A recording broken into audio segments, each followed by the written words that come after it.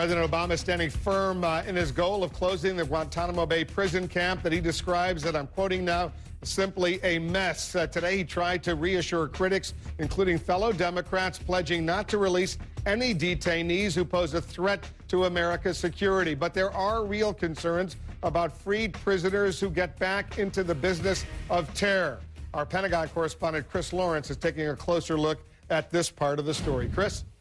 Well, Wolf, the Pentagon has not released its report, but we have knowledge of the preliminary information, and it shows 1 in 7 detainees may have returned to the battlefield. More and more detainees are suspected of returning to terrorism after being released from Guantanamo Bay. An administration official says military intelligence officers are still verifying the evidence, but it's likely to show more than 14% of the prisoners who are let go take up terrorist activity again or are suspected of doing so. U.S. troops in Afghanistan are still looking for one of the confirmed cases, a Taliban commander named Mullah Abdullah Zakir, who was released from Guantanamo 2 years ago.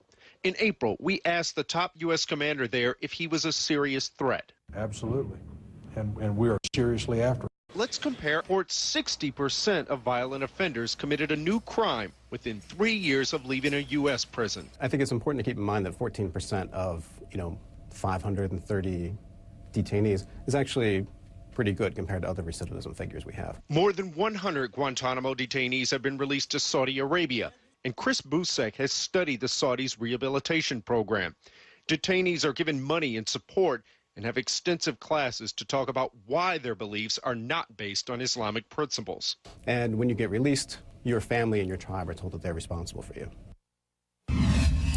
As for those suspected of going back to terrorist activities, that number's gone from 7 to 11 and now possibly 14%.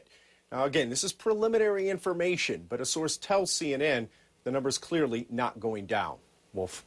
Chris Lawrence at the Pentagon, thanks very much.